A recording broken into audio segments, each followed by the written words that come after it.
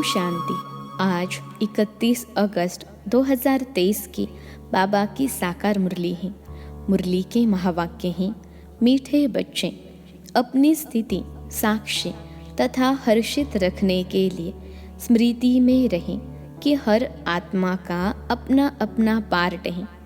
बनी बनाई बन रही।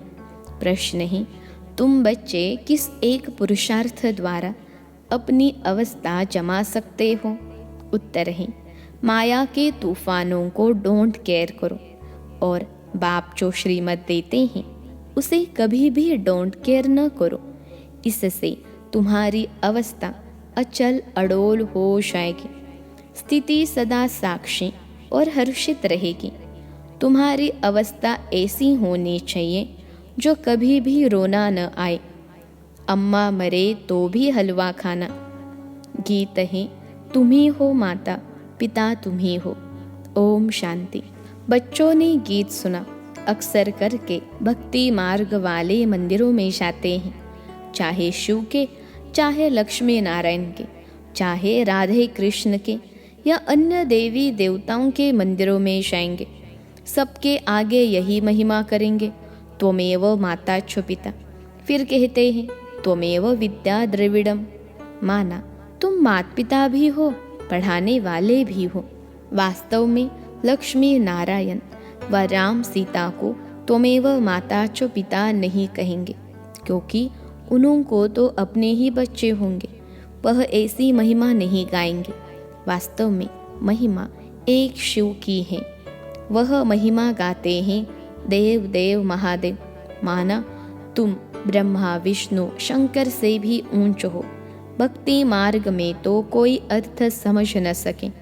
अब आप कहते हैं, तुमने भक्ति बहुत की है, अब तुम मेरे से समझो और इस पर गौर करो कि सच क्या है, झूठ क्या है। तुम बच्चे अब समझते हो। बाप के बारे में और देवताओं के बारे में जो भी महिमा करते हैं वह सारी रॉन्ग है। अभी जो तुमको मैं समझाता हूँ वही राइट है। बच्चों को समझाते हैं, यह उल्टा वृक्ष है, इसका बीज है परमपिता परमात्मा। वह ऊपर में रहते हैं। वह तो चैतन्य बीज है ना, तुम ठहरे बच्चे। कई कहते हैं कि सब बीज आदि में भी आत्मा है, लेकिन वह तो जड़ है ना, बाप को कहाँ ही जाता है। मनुष्य सृष्टि का चैतन्य बीज रूप। अब मनुष्य गाते हैं, ओ गॉड फादर। अच्छा, झाड़ को तुम चैतन्य ज्ञान सागर नहीं कहेंगे। मनुष्य में यह ज्ञान है कि यह बीज है। बीज में जरूर झाड़ का ज्ञान होना चाहिए, परंतु जड़ होने के कारण बता नहीं सकते। मनुष्य तो समझ जाते हैं कि बीज नीचे है, उनसे झाड़ निकला हुआ है। कल्प वृक्ष और बनेन ट्री की भेंट करते हैं। वह जड़ है, यह चैतन्य है। कलकत्ते में बड़का बहुत बड़ा झाड़ है, उनका थोर सारा निकल गया है, सिर्फ झाड़ खड़ा है, फाउंडेशन है नहीं। वंडर है ना। बाप समझाते हैं, इस झाड़ का भी फाउंडेशन है नहीं। देवी देवता धर्म प्राय लोप हो गया है, बाकी सारा झाड़ खड़ा है। कितने मठ पंथ है। यह है बेहद का झाड़। बेहद का बाप बैठ समझाते हैं। बाबा लिखते भी हैं, शिव बाबा का बर्थडे हीरे जैसा है, क्योंकि शिव बाबा ही कौड़ी से हीरे जैसा बनाते हैं, स्वर्ग बनाते हैं। अभी तो भारत कितना कंगाल बन गया है। मनुष्य हम सो हम कहते हैं, परंतु समझते तो कुछ नहीं। हम आत्मा सो परमात्मा, परमात्मा सो आत्मा। यह ढिंडोरा सन्यासियों ने पिटवाया है। तुम अर्थ सहित जानते हो। हम सो ब्राह्मण बने हैं, फिर हम सो देवता बनेंगे, फिर हम सो क्षत्रिय वर्ण में आएंगे। आत्मा कहती है, हम इन वर्णों में जाएंगे। हम शूद्र थे, अभी हम ब्राह्मण कुल में आए हैं। परमपिता परमात्मा ही सबको रचने वाला है। ब्रह्मा विष्णु शंकर देवताओं को भी रचने वाला वह है। अभी बाप बैठ बच्चों को समझाते हैं। तुम कहते हो त्वमेव माता च पिता, तो माता भी यह बरोबर है। बाप बैठ बच्चों को बहलाते हैं। भक्ति मार्ग में मीरा भक्तिन थी, वह है भक्तमाला। ज्ञान माला भी है, ज्ञान माला का नाम ही रुद्रमाला। रावण माला नहीं कहेंगे, रावण की भक्ति तो नहीं करते, राम माला है। भल अभी रावण राज्य है, परंतु रावण की माला नहीं होती, भक्त माला होती है। आसुरों की माला तो नहीं होती। भक्त शिरोमणि में एक तो मीरा है, उनको श्री कृष्ण का साक्षात्कार होता था, लोक लाज सारी खोई थी। सेकंड नंबर में शिरोमणि भक्त कौन है? नारद। हाँ, उनका गायन है, दृष्टांत दिया जाता है। यह तो सब बातें बैठ बनाई हैं, रियल नहीं है। बाप कहते हैं कि मेल फीमेल सब सीताएं हैं, सब रावण की शोक वाटिका में हैं। लंका की बात नहीं, भारत की ही बात है। एक ही बाप सर्व का सद्गति दाता है, वह एक न हो तो भारत कुछ काम का नहीं है। सबसे शास्त्री पतित और सबसे शास्त्री पावन भारत ही बनता है। भारत ही सबसे बड़ा तीर्थ स्थान है। भल अपने अपने पैगंबरों के तीर्थों पर जाते हैं, परंतु सबका सद्गति दाता एक बाप है। भारत ही अविनाशी खंड है।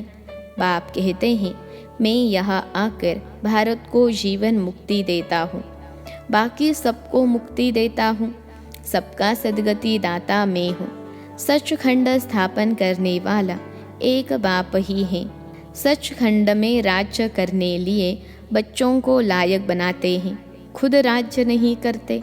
बाप बैठ समझाते हैं, मैं कल्प कल्प आता हूँ भारत को सद्गति देने, बाकी सबको गति में वापस ले जाता हूँ।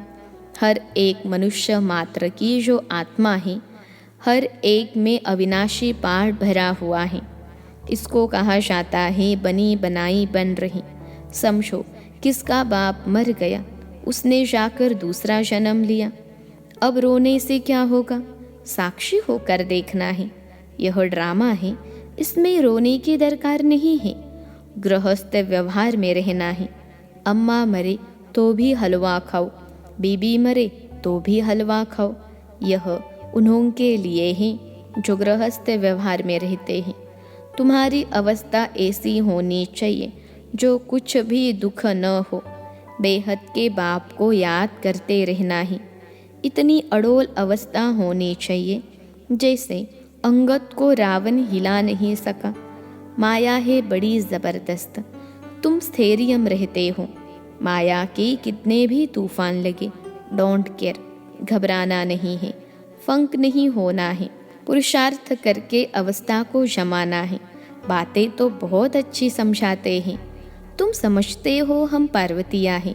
शिव बाबा अमर कथा सुनाते हैं, अमर लोक में है आदि मध्य अंत सुख। इस मृत्यु लोक में तो आदि मध्य अंत दुख ही दुख है। त्योहार आदि सब इस समय के हैं। लक्ष्मी नारायण आदि का कोई त्योहार नहीं। वह क्या सर्विस करते हैं? तुम ब्राह्मण बहुत सर्विस करते हो। देवताओं की आत्मा को सोशल वर्कर नहीं कहेंगे, न जिस्मानी न रूहानी। तुम हो रूहानी जिस्मानी डबल सोशल वर्कर। अच्छा, मनुष्यों को नष्टो मोहा बनने में मेहनत लगती है, क्योंकि उनके पास कोई एम ऑब्जेक्ट नहीं है। यहाँ तो तुमको प्राप्ति बहुत है, तो बहुत नष्टो मोहा होना चाहिए ना। एक बाबा के साथ योग लगाना है। बाबा, ओ मीठे मीठे बाबा, आपको हमने पूरा जान लिया है। आगे तो सिर्फ कहने मात्र गॉड फादर कहते थे, अभी तो आप आए हो फिर से स्वर्ग की राशि देने। यह कलयुग तो कब्रिस्तान होने वाला है, इसलिए हम इसको क्यों याद करें? बाप कहते हैं, इस कब्रिस्तान में गृहस्थ व्यवहार में रहते मुझे याद करो। यह तो बहुत सहज है। जैसे भक्ति मार्ग में मनुष्य श्री कृष्ण की पूजा करते रहते हैं, बुद्धि धंधे धोरी में भागती रहती है। मन का घोड़ा कहाँ न कहाँ भागता रहेगा, तवाई के मुहाफिक। बाप कहते हैं कि शरीर निर्वाह करते बुद्धि का योग मेरे साथ लगाओ, मेरी याद से तुम्हें बहुत प्राप्ति होगी। और सबसे तो अल्पकाल की प्राप्ति होती है। कितनी नौधा भक्ति की। अच्छा, फिर क्या हुआ? साक्षात्कार किया, बस ना। मुक्ति, जीवन मुक्ति तो नहीं मिली। अब बाप कहते हैं कि तुम 21 जन्मों के लिए विश्व के मालिक बनते हो। स्वर्ग में गर्भ भी महल होता है, यहाँ तो गर्भ जेल है। लोग श्री कृष्ण जन्माष्टमी आदि कितना धूमधाम से मनाते हैं। तुम्हें सिर्फ मनाना नहीं है, लेकिन सबको समझाना है कि श्री कृष्ण का जन्म कब हुआ, श्री कृष्ण अभी कहाँ हैं। तुम जानते हो, अभी हम कृष्णपुरी का मालिक बनने के लिए पढ़ रहे हैं। बाप के पास बैठे हैं। बाप को हाथ जोड़े जाते हैं क्या? टीचर पढ़ाते हैं तो क्या उनको हाथ जोड़ना होता है? महिमा करनी होती है? टीचर से तो पढ़ना है।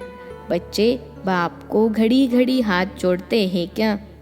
इस समय तो तुम घर में हो, तुमको भाषना आती है।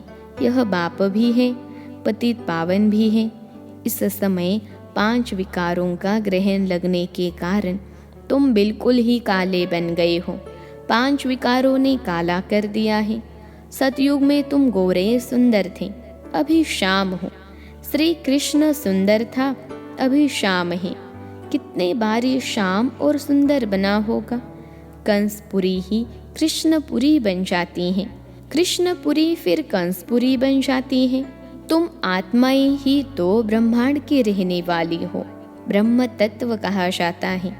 अहम ब्रह्म कहना भी भ्रम है। तुम ब्रह्मांड के मालिक हो, तुम्हारा सिंहासन ब्रह्मांड है। बाप कहते हैं, मैं तो ब्रह्मांड का मालिक हूँ ही।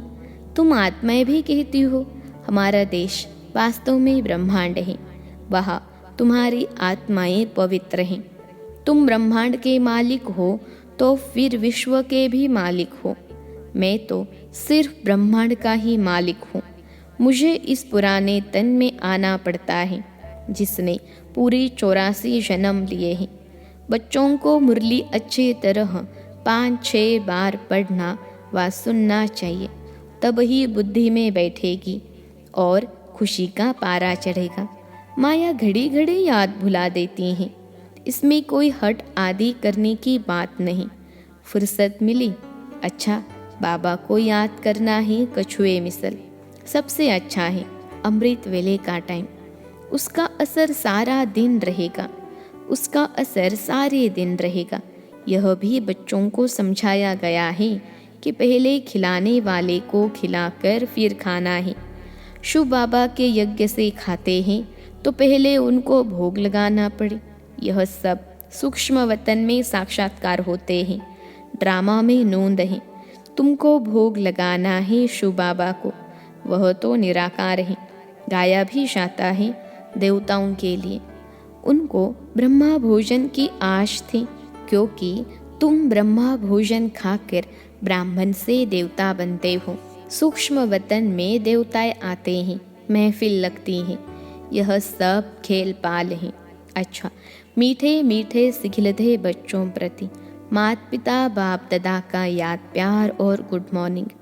रूहानी बाप की रूहानी बच्चों को नमस्ते। हम रूहानी बच्चों की सिखिलते रूहानी माता पिता बाप दादा को याद प्यार, गुड मॉर्निंग और नमस्ते बाबा नमस्ते। धारणा के लिए मुख्य सार पहली पॉइंट है, बुद्धि में पूरी एम ऑब्जेक्ट रख नष्टो मोहा बनना है। इस कब्रिस्तान को भूल बाप को याद करना है। रूहानी जिस्मानी सेवा करनी है। दूसरी पॉइंट है, खिलाने वाले को खिलाकर फिर खाना है। अमृत वेले का समय अच्छा है, इसलिए उस समय उठकर बाप को याद करना है। मुरली 5-6 बार सुननी व पढ़नी जरूर है। आज का वरदान है, अलौकिक स्वरूप की स्मृति द्वारा अलौकिक कर्म करने वाले सदा समर्थ आत्मा भव। अलौकिक स्वरूप की स्मृति द्वारा अलौकिक कर्म करने वाले सदा समर्थ आत्मा भव। विश्लेषण है, ब्राह्मण जीवन अर्थात अलौकिक हीरे तुल्य अमूल्य जीवन। इस अलौकिक जीवन की स्मृति से व अलौकिक स्वरूप में स्थित रहने से साधारण चलन, साधारण कर्म नहीं हो सकता। जो भी कर्म करेंगे वह अलौकिक ही होगा, क्योंकि जैसी स्मृति होती है वैसी स्थिति होती है। स्मृति में रहें, एक बाप दूसरा न कोई, तो बाप की स्मृति सदा समर्थ बना देगी। इसलिए हर कर्म भी श्रेष्ठ अलौकिक होगा। आज का स्लोगन है, स्व उन्नति का यथार्थ चश्मा पहन लो तो सबकी विशेषताएं ही दिखाई देंगी। स्व उन्नति का यथार्थ चश्मा पहन लो तो सबकी विशेषताएं ही दिखाई देंगी। अच्छा, ओम शांति।